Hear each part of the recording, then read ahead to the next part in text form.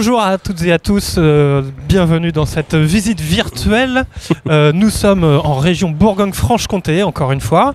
Nous sommes à Besançon. Alors Besançon, c'est vraiment tout à l'est de la France, au milieu. C'est pas très loin de la Suisse. Voilà, c'est une très jolie petite ville avec des montagnes autour. Et là, aujourd'hui, on vient rencontrer l'agence PTL, qui est une agence marketing et communication 360 degrés. On va nous expliquer tout ça. On a la chance d'avoir le fondateur, un des fondateurs qui est là. C'est ça. Et bonjour. Comment t'appelles-tu? Alors moi c'est Théo du coup et je suis l'un des fondateurs, un des 4 fondateurs de l'agence PTL à Besançon. Donc très jolie ville, on est content de vous accueillir aujourd'hui chez nous. Merci beaucoup. Alors qu'est-ce que ça veut dire marketing, communication, c'est des choses dont on a entendu parler, mais 360 ça devient technique, je sais pas exactement. Ouais c'est ça, c'est un petit peu en fait l'objectif, c'est d'être 360, donc on fait un tour. Ouais. On fait le tour en fait de tous les besoins en communication d'une entreprise. Ah d'accord. Okay. En marketing et communication. Okay. Du coup donc du graphisme, du logo, du site internet, de la stratégie, il y a plein de choses qui rentrent en compte, du site web, voilà comme je viens de le dire, mais voilà il y a plein de choses en fait et le but c'est d'avoir une agence. Ouais. Pour centraliser tous les besoins d'une entreprise et qu'il n'y ait pas forcément plusieurs prestataires ou plusieurs agences différentes. On va demander à une entreprise un logo, une entreprise autre chose. Exactement. Donc le but c'est que ça centralise, qu'il y ait un seul suivi et que ça puisse être fluide et voilà. Et puis cohérent après. Et cohérent, exactement. Là, qu'il y ait vraiment un suivi dans toute la communication. Ouais, okay. C'est ça. Super clair. Merci beaucoup. Pas de souci. Quel est ton rôle au sein de l'agence? Alors moi je suis donc en relation clientèle. Je fais un petit peu des sites internet vitrines. Okay. Voilà, vous verrez peut-être après plus tard la différence entre certains sites et de tout ce qui est aussi gestion de l'entreprise, donc les RH, les choses comme ça un petit peu. D'accord, l'administratif. Voilà, c'est ça, un petit peu l'administratif. Tu vas chercher les clients quoi. Et je vais un petit peu chercher les clients, c'est ça. Exactement. Les clients, ils viennent d'où? Comment on va chercher des clients concrètement? C'est ça le plus compliqué dans une entreprise. En fait nous on a essayé de développer vraiment un réseau. Donc de la recommandation avec un service qu'on espère très bien pour les entreprises, très bon. Et du coup la stratégie c'était vraiment qu'on soit plutôt recommandé par nos clients à leurs amis ou à leurs autres entreprises et qu'on ait vraiment une approche de réseau et de global en fait. Ouais, c'est ça, de bouche à oreille exactement. Et ça marche bien à Besançon? Et ça marche très bien, non, ça marche super bien. Donc on est vraiment sur la région de Besançon, frontière suisse du coup, au Doubs et la Suisse un petit peu. Donc très bien. Voilà. Eh ben on va continuer la visite, mais juste une petite question avant. Oui. Tu es assez jeune, tu es un jeune entrepreneur. J'essaye. Ouais. Qu'est-ce que c'est pour toi de se lancer dans une entreprise comme ça c'est risqué. C'est risqué. Il faut, il faut. Mais après, c'est un bonheur en même temps. Quotidien, c'est sûr que d'aller dans son entreprise, d'aller dans quelque chose qu'on a créé ensemble en plus, quand on le fait à plusieurs, c'est aussi un plaisir de partager avec ses associés, avec les personnes avec qui on travaille, les partenaires. Donc non, c'est top. Après faut pas avoir peur, il faut avoir aussi le soutien qu'il faut. Donc c'est dur de se lancer, je pense, tout seul pour certains. Donc nous on est aussi dans la région avec notre famille, nos amis, notre réseau. Donc c'est ça qui nous aide et qui nous porte aussi à entreprendre. Parce qu'entreprendre seul, sans finance, sans choses comme ça, c'est pas simple. Donc voilà, il faut essayer de s'entourer, essayer de faire les bons leviers et puis voilà. Et c'est super clair. Merci beaucoup. On va aller voir les autres. Un petit peu les autres à l'intérieur. Allons-y, c'est parti. Eh bien, nous voilà à l'intérieur de l'agence. Bonjour Laura. Bonjour. Donc tu es aussi cofondatrice de l'agence PTL. Tout à fait, oui. PTL, c'est les initiales de vos prénoms? PTL, non, c'est l'acronyme de Pontarlier. PTL, voilà.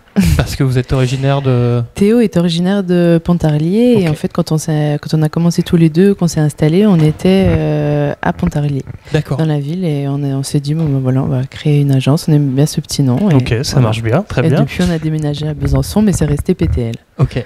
Super. Quel est ton rôle, toi? Quel est ton métier au sein de l'agence? Moi, je suis directrice artistique. Donc, j'ai une formation de graphiste. Et donc, je gère toute la partie print et web design. Donc, ça va de la création d'un logo à la réalisation de flyers, mais aussi, par exemple, direction artistique, des fois sur des shootings photos. Voilà. D'accord. Alors il y a beaucoup de choses. Directrice artistique, souvent moi je vois ça, on parle de DA, la DA d'un magazine, c'est le petit acronyme. Et tu parles de print et de web design, est-ce que tu peux expliquer un petit peu ce que ça veut dire? Oui, toute la partie print, c'est par exemple quand on réalise une papeterie pour par exemple une entreprise qui se lance, on va faire la réalisation de cartes de visite, de supports de communication comme ça. Donc là, par exemple, c'est un dépliant, ici une petite brochure. Donc c'est toute la partie qui va être imprimée et qui va faire la lisibilité de l'entreprise, sa renommée, etc. Et puis, en général, quand, par exemple, on a un lancement d'entreprise, on a aussi la création d'un site web. Et donc là, en fait, je travaille avec Nathan directement et Marvin, qui est en alternance chez nous, pour réaliser la structure du site web, l'agencement, le visuel. Et D'accord. Voilà. Donc, c'est un petit peu sur toi que va reposer toute l'identité graphique, en tout cas, déjà d'une entreprise, quoi. Oui, voilà, c'est ça. On travaille vraiment... on travaille vraiment ensemble avec Nathan sur l'identité visuelle. On regarde ce qui va aller, ce qui va pas aller. Et puis après, on a aussi... c'est vrai que ça, on décline. Il y a aussi toute la partie pour les réseaux sociaux où là, on décline également sur les posts l'identité visuelle de l'entreprise. Ok. Donc toi, tu es un petit peu la créative de l'entreprise. C'est toi qui as les idées, qui est inspiré et qui va...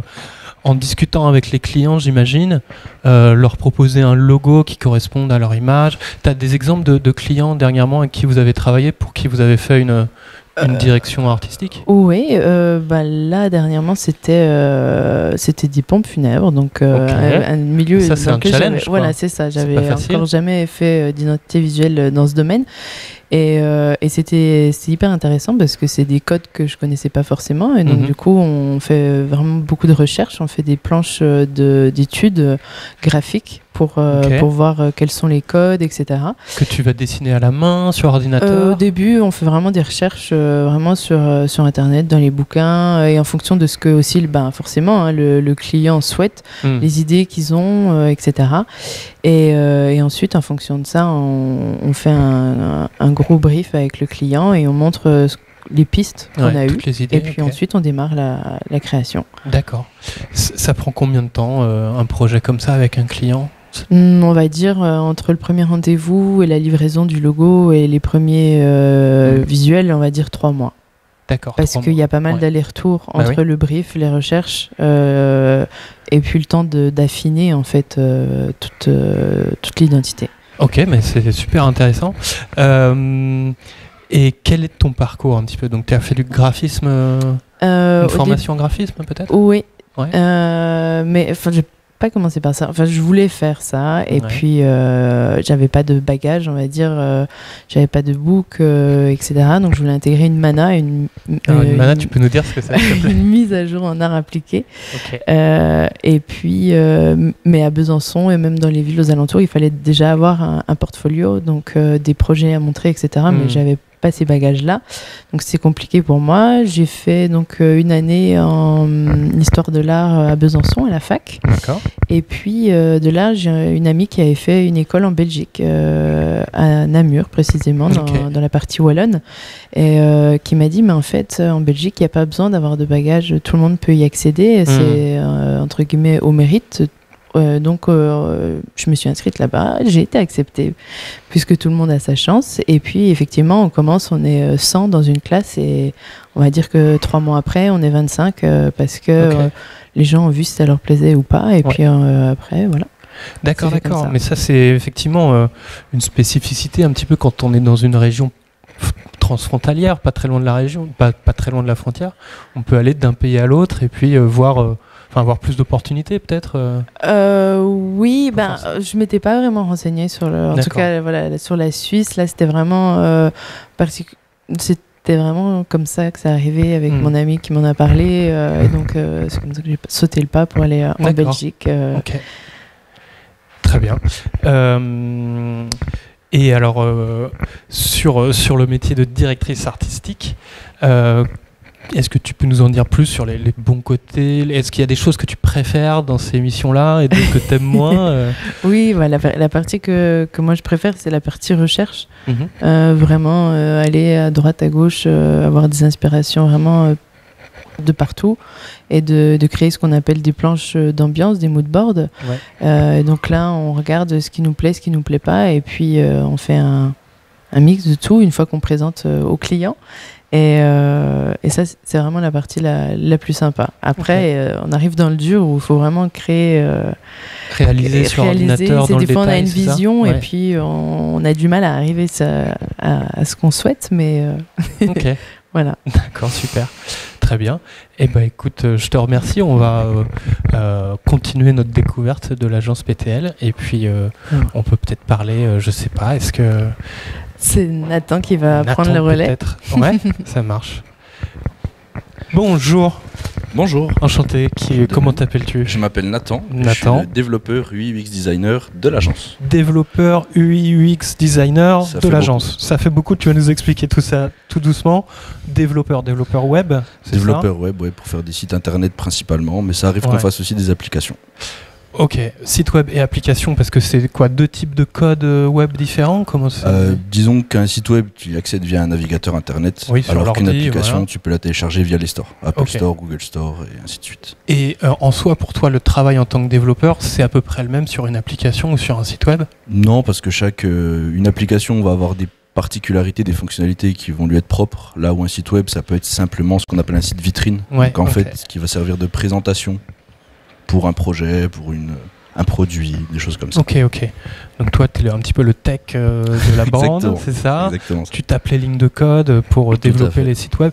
Et Laura, qu'on a vue juste avant, elle va t'envoyer un petit peu les visuels qu'elle a dessinés pour le site web, les couleurs, les logos, tout ça. Alors ça dépend. Il y a des fois, c'est moi qui vais me charger du coup de la partie UI UX qui va en fait consister à faire la recherche d'identité pour faire le site web, mais aussi tout ce qui est ergonomie, performance du site, son utilisabilité, les choses comme ça. Ok, alors je te coupe. Dis-moi.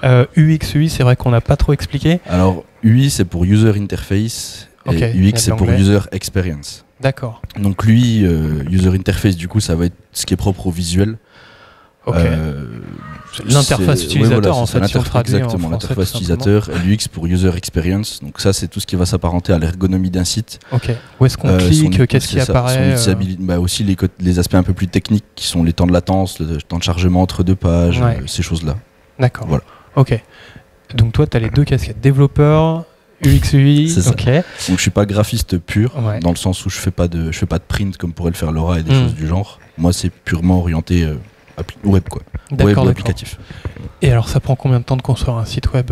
Ça dépend de la taille du site. C'est exactement ça. C'est exactement ça. Ça dépend de la taille du site. Ça dépend, des fois, ça arrive qu'on nous fournisse déjà un UI, donc déjà un design de site, et que nous, simplement, on doit le mettre en place, ou à l'inverse, qu'on doit faire nous l'UI, mais ne pas faire le site. D'accord. Donc, c'est un peu dur à estimer. Ça dépend des projets, la taille que ça fait. Que ce soit un site avec achat ou simplement un site vitrine, comme je te le disais tout à l'heure, c'est très variable. D'accord. Très variable. Ça fait combien de temps que tu travailles à l'agence PTL ? Donc moi, j'ai rejoint l'agence en décembre 2020. Ok, d'accord. En même temps que Baptiste, à qui tu vas parler tout à l'heure. Ça marche. Et D'accord, et tout se passe bien ? Tout se passe très bien. Bande de guélurons. Oui, l'ambiance est bonne. Ouais. Je vois qu'il y a des ballons de football américains. C'est comme ça que j'ai connu Théo.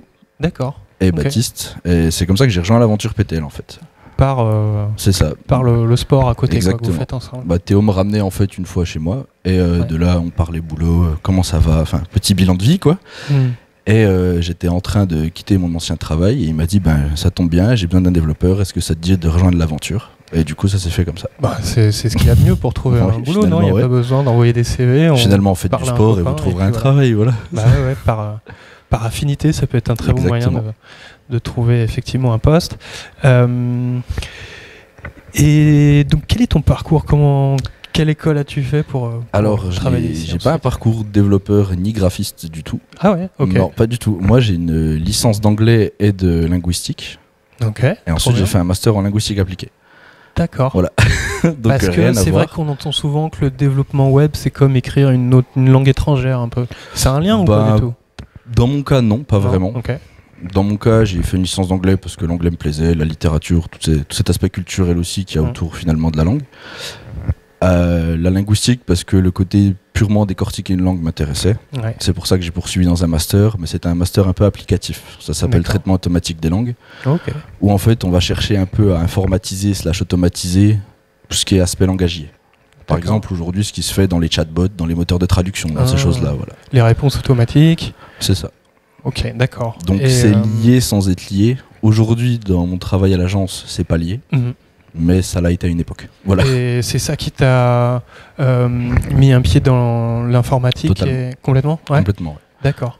Et après, c'est ce côté-là qui a pris le dessus finalement. Après, en fait, j'ai été donc à la suite de mon diplôme, je suis allé, j'ai travaillé pour une entreprise. Ouais. On faisait des applications de visite pour les musées. Ouais. Et du coup, j'avais été chargé de faire aussi, à un moment donné, la partie UI justement des applis, ce qui m'avait énormément intéressé, énormément plu. Ça a pu rajouter du coup des cordes à mon arc de développeur linguiste angliciste. Ouais. Et finalement, ça a fait un tout assez cohérent, et c'est aussi pour ça qu'aujourd'hui je suis là avec Théo, Laura et Baptiste. Donc tu as un peu appris le code un peu sur le tard, à la fois dans les études il y avait des cours. Ouais, c'est ça. C'était pas le même type de code parce que forcément entre un site web et puis entre un chatbot, ça n'a pas grand chose à voir, mais ouais. D'accord, trop bien. De toute façon, le code c'est un éternel recommencement et apprentissage. Ouais. Ok. Qu'est-ce que tu donnerais comme conseil à des jeunes qui nous regardent et qui sont déjà intéressés par l'informatique ? C'est vrai que c'est très très large. Aujourd'hui, j'ai l'impression que ça se passe beaucoup sur tout ce qui est portfolio. Donc j'ai envie de dire, faites des projets perso. N'ayez pas peur de vous casser les dents parce que ça arrivera. Moi-même, je me casse les dents de temps en temps et ça arrive et il faut se remettre en question un peu constamment. Mais c'est comme ça qu'on progresse. Et ça se sent quand on parle à un développeur, que ce soit de développeur à développeur ou à néophyte ou même à un client. Ça se sent quand quelqu'un a du coup de l'expérience et a pu se louper. Mais des fois, ça met en confiance le client dans le sens où il se dit il va pas le refaire avec moi, il sait où il va. C'est ça. Voilà, donc faut pas avoir peur de faire, de se louper. De toute façon, le cliché typique du développeur, c'est si je regarde le code que j'ai fait il y a 2 ans, ça me paraît nul. Ça fonctionne, l'objectif est rempli, mais ça me paraît nul. Du coup, c'est pour ça aussi que c'est un éternel apprentissage. Faire un site pour soi, pour un club de foot, pour lequel on... Même un projet fictif finalement. Un faux projet. C'est ça. Et voilà, et ça donne un peu de bouteille. Et exactement. Voilà, ça fait la différence par rapport à d'autres candidats. Tout à fait. Et puis on se trompe, et puis tant mieux quoi. C'est pas grave, on apprend des erreurs. Et ça rassure les gens qui vont nous embaucher après. Super, très bien. Et écoute, je te remercie. Je t'en prie. On va passer peut-être à notre interview, effectivement. Qu'est-ce que tu nous conseilles de... Je vous passe collègue. Donc nous continuons notre découverte de l'agence PTL avec avec Baptiste, enchanté. Bonjour Baptiste, enchanté. Quel est ton rôle toi dans l'agence ? Tu es un des fondateurs également. Donc moi j'ai rejoint effectivement Théo et Laura, on s'est associés pour faire évoluer l'agence. Donc moi j'avais ma propre structure avant. Moi je m'occupe de tout ce qui est marketing, donc stratégie marketing digital, publicité. Ok, alors tu vas déjà nous expliquer à quoi le marketing, on entend ça tout le temps, mais je suis pas sûr de savoir l'expliquer facilement en fait. Alors le marketing, en fait, c'est entre guillemets la science de l'analyse des comportements du consommateur et de la manière dont on va aller le toucher. Donc c'est quelque chose qui est très large. Et en fait, c'est une science qu'on appelle évolutive, c'est-à-dire que c'est quelque chose qui n'est pas fixe, c'est pas une science ancienne comme les mathématiques où on a des cadres vraiment très précis, c'est quelque chose qui est en constante évolution. Et en fait, finalement, c'est plutôt une manière d'analyser, de visualiser les choses que quelque chose de très factuel qu'on peut matérialiser. D'accord. Et alors, très concrètement, est-ce que tu peux nous resimplifier un petit peu le marketing encore ? Alors, on va prendre les problématiques d'une entreprise, on va prendre les problématiques d'un client, on va analyser son environnement, comprendre vraiment les tenants, les aboutissants de son activité, son environnement concurrentiel, son environnement global, et on va lui proposer en fait la stratégie, la solution la plus adaptée à ses besoins. D'accord, ok. En termes de messages et de graphisme et de site web Aussi bien en termes de stratégie, c'est-à-dire de quel canal on va utiliser, comment. Un canal, ça va être, en fait, on a des canaux un peu partout, surtout qu'on a des canaux qui évoluent tout le temps. Donc on a aujourd'hui des réseaux sociaux, des sites internet, des campagnes print à l'ancienne, des spots vidéo qu'on peut retrouver aussi bien sur des écrans, ce qu'on va appeler display ou dans la rue, etc., que en ligne sur des publicités digitales. En fait, c'est vraiment la réflexion de comment on va aller toucher la cible du client. Par quel canal le plus adapté, quel est le canal le plus adapté, et ensuite effectivement travailler sur le message, la manière dont on apporte vraiment le contenu à l'utilisateur final. Ok, très bien, très clair. Donc toi tu travaillais tout seul à la base, c'était ce qu'on appelle un micro-entrepreneur, c'est ça ? C'est ça, donc moi en fait j'étais consultant en stratégie marketing à mon compte, donc avec une micro-entreprise. En freelance aussi, c'est la même chose on peut dire ? C'est ça. Okay. Donc tu avais ta propre entreprise, c'est ça. Et après, tu t'es rapproché de l'agence PTL. En fait, on se connaît depuis très longtemps avec Théo et Laura. Quand ils sont revenus sur Besançon, donc avec la structure PTL de l'époque, Moi, j'étais en parallèle de mon activité, j'étais en CDI aussi dans une entreprise. Et en fait, j'ai quitté mon CDI et c'est à ce moment-là on a commencé à discuter en disant qu'il y avait des synergies à faire en fait entre nos différentes activités. Donc, on a répondu à des projets en commun au début en apportant vraiment la vision de 2 entreprises et on s'est rendu compte qu'en fait, ça s'emboîtait vachement bien, qu'il y avait vraiment une bonne synergie et on a avancé comme ça vers le développement de l'agence actuelle. Eh ben, c'est super, ça, c'est un peu le rêve que tout le monde voudrait avoir, c'est-à-dire créer une entreprise avec des amis d'enfance avec qui on s'entend bien et puis. C'est ça. C'est vrai que même des fois on a l'impression de passer un peu notre vie ensemble, hein, puisqu'on est coéquipiers de sport, on est potes, on est collègues, associés. Okay. Mais ouais, c'est sûr que ça peut pas mieux se passer, on va dire. Ouais. La journée pour travailler, le soir pour boire des verres et puis le week-end au sport. C'est ça. Donc, et au repas de Noël et voilà. D'accord. Trop bien, super. Bah oui, c'est vrai que ça donne envie ce genre d'aventure. C'est sûr.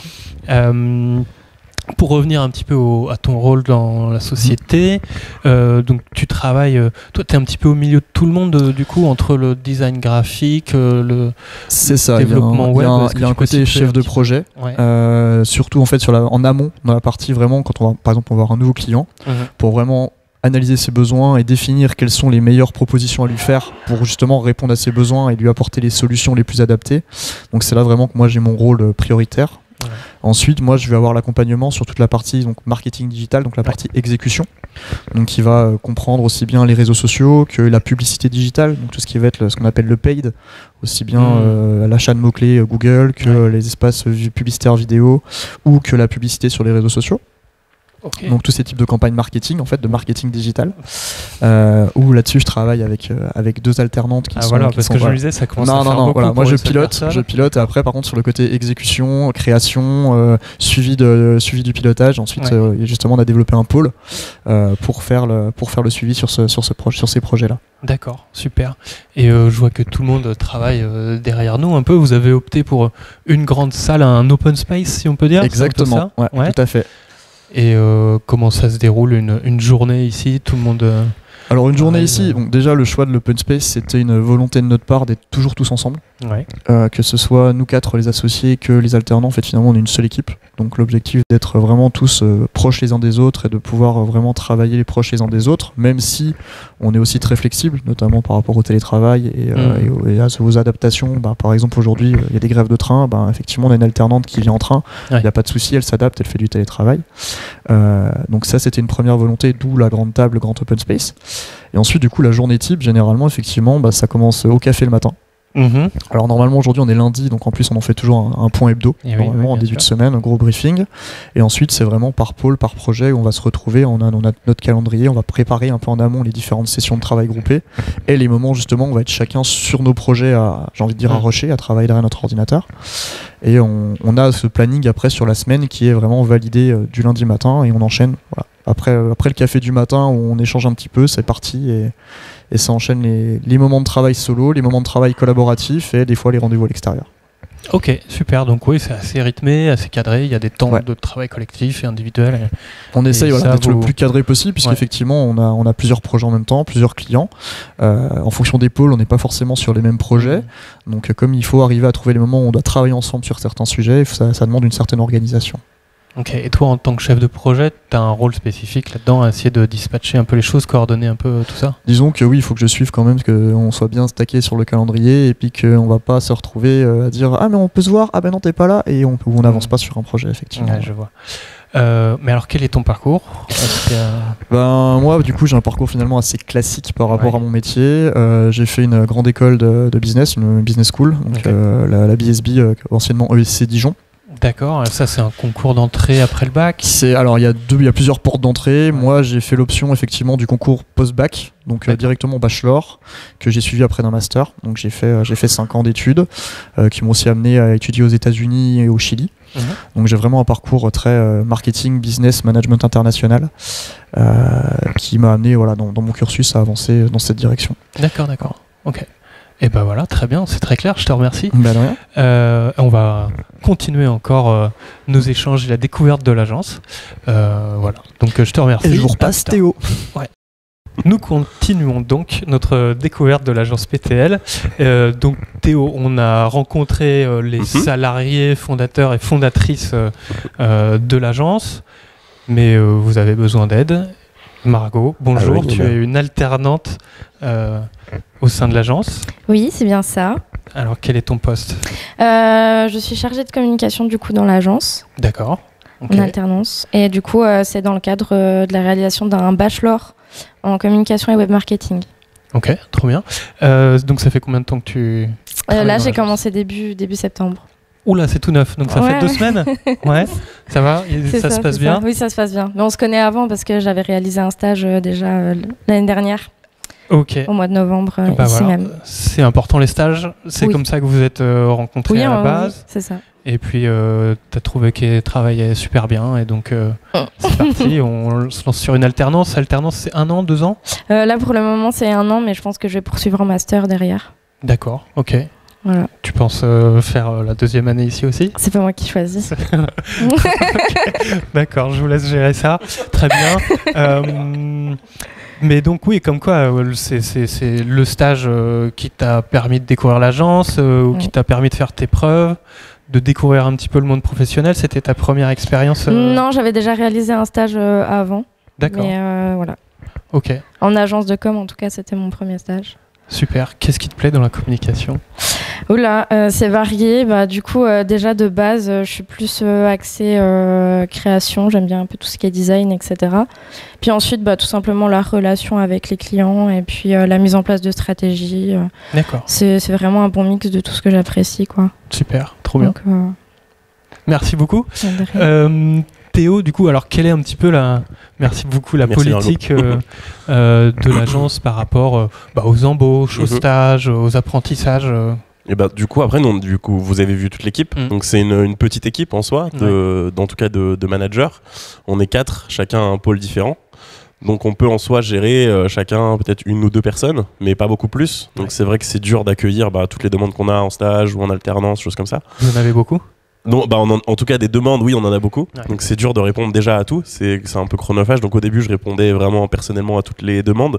Maintenant, je peux plus. Donc j'en ai trop. Donc c'est vrai que moi, ça me gêne un petit peu. C'est un peu complexe, mais en même temps, j'ai pas le choix que de trier si voilà, il y a des choses comme ça. Donc c'est vrai que c'est compliqué. Après, on essaie d'en prendre au maximum. Au moins, voilà, si c'est des stages assez courts, on prend assez facilement. Des stages de découverte. Des stages de découverte, par exemple. Après, nous, le seul problématique qu'on a, c'est que du coup, on n'est pas beaucoup. Pour l'encadrement, c'est compliqué. Donc, on peut pas se permettre d'avoir des stages, par exemple, de découverte de 3e ou des choses comme ça où c'est vraiment très passif, où c'est juste on regarde, etc. Nous on cherche peut-être un petit peu plus de niveau d'études pour que ce soit quand même des stages actifs qui puissent être là et qui puissent aussi nous aider au certains points ou vraiment leur donner quelque chose à faire. D'accord. Donc voilà, après c'est plutôt on cherche du coup bachelor ou master ou des choses comme ça. Donc voilà, on n'a pas pour l'instant le temps où on se sent pas non plus le fait d'accueillir quelqu'un qui est en 3e ou qui veut voir un petit peu comment ça se passe, parce qu'on pourrait sûrement pas lui apporter ce qu'il veut, donc on préfère vraiment faire les choses bien et du coup peut-être plus tard quand on aura un peu plus de temps de pouvoir accueillir des personnes plus jeunes pour qu'ils puissent découvrir un petit peu. Ça marche, c'est noté, on retient dans quelques années des stages de 3e à l'agence PTL. D'ailleurs c'est intéressant en tant que recruteur, toi, qu'est-ce qui va faire la différence entre 2 candidats sur le papier puisque... ça va être un petit peu la personnalisation de la candidature. C'est sûr que si on reçoit quelque chose qui est copié-collé ou ça va être compliqué. Après, quand il y a une erreur dans le nom de l'entreprise aussi, nous c'est un peu... non, c'est un peu compliqué, c'est un acronyme. Mais c'est des petits détails. Mais c'est des petits détails, mais voilà, qu'on fait attention quand on rédige un petit peu, dans les demandes, et puis essayer d'un petit peu de personnaliser, de se renseigner, juste de passer un petit coup sur le site internet de l'entreprise, de voir un peu ce qu'ils font, et puis juste 2-3 mentions sur des choses en disant qu'on s'est un petit peu renseigné sur l'entreprise. C'est toujours plus sympa d'arriver avec ce genre de démarche qu'un copier-coller ou une... Donc pareil aussi les parents, des fois on a des parents qui nous appellent. Moi ça c'est quelque chose qui passe pas forcément, même si vous n'êtes pas très à l'aise, vaut mieux appeler vous-même que de faire appeler vos parents ou un proche. Faites-le vous-même, prenez le pas, c'est toujours plus sympa d'avoir la personne qui veut faire le stage ou l'alternance en direct. Ouais, je vois, il faut se responsabiliser. Exactement. Passer un petit peu de temps, tu confirmes toi Margot, c'est comme ça que tu as décroché l'alternance ? J'ai jamais demandé à mes parents. D'accord, ça marche. Ok, très clair. Est-ce qu'il y a d'autres choses peut-être que vous voulez mettre en avant sur la vie, les valeurs de l'agence ? Au niveau de nos valeurs, je pense qu'on a pas mal fait le tour, mais c'est l'accueil en tout cas d'apprentis, de stagiaires au maximum de ce qu'on peut faire, donc pour la formation, la transmission de la formation. Ensuite, on a des valeurs écologiques, éco-responsables, je pense, qui sont dans l'air du temps, qui est un peu obligatoire maintenant pour toutes les entreprises et pas forcément obligatoire dans le sens où on est obligé de le faire, mais dans le sens où nous, on est tous assez jeunes, assez sensibles à ça. Donc on essaye au maximum de favoriser les partenariats locaux, on va avoir tout ce qui est impression, on a pas mal de choses, aussi site internet, mais dans le numérique c'est une grosse dépense énergétique et écologique, donc on essaie au maximum de compenser ça. Il y a des services maintenant qui existent pour héberger les sites internet, les mails, les choses comme ça. Donc on passe par Infomaniac, qui est une entreprise en Suisse, donc à quelques kilomètres d'ici, et du coup qui est vraiment qui compense à 200% ses émissions de CO2. D'accord. Donc ça permet d'avoir des petites choses qui font que dans notre travail en tout cas on permet d'être éco-responsable et de compenser en tout cas nos émissions. Ok, super. Voilà. Et bah écoute, c'était très intéressant. Est-ce que peut-être tu aurais un dernier mot pour des jeunes qui nous regardent, qui seraient en 4e, 3e, tu te souviens un petit peu de... Ouais, c'est dur, hein. C'est dur, cette période-là, c'est compliqué de trouver, surtout maintenant on a l'impression qu'il y a vraiment... C'est un processus assez long de trouver ce qu'on veut faire, donc surtout c'est essayer plein de choses. Découvrir plein de choses, et je pense qu'il faut sortir un petit peu de sa zone de confort et aller essayer plusieurs choses, hein, faire des stages ou des choses. Après nous, comme je disais, on reçoit pas beaucoup de stagiaires comme ça, mais c'est essayer de voir pour trouver quelque chose, ou même se renseigner. Maintenant sur internet il y a plein de choses, donc essayer de voir un petit peu ce qu'on aime faire, ce qui nous plaît. Et je pense que c'est ça qui est important, trouver de la valeur maintenant. Actuellement, c'est ce qu'on voit de plus en plus en fait. C'est dans son métier, qu'est-ce que j'ai envie de faire, comment je veux le faire. Et du coup, c'est essayer de trouver du sens et pas faire ce qu'on aime, quoi. Ok. Voilà. Et ben, ce sera le mot de la fin. Faire ce qu'on aime. Super. Merci beaucoup. Avec plaisir. Margot. Merci Théo. Et puis. Merci. À bientôt tout le monde. On se retrouve très bientôt pour une autre visite virtuelle, un autre live métier avec MyFuture. Voilà, pour vous aider à découvrir des activités, des métiers et trouver votre voie et faire ce que vous aimez. Voilà. À très bientôt. Au revoir.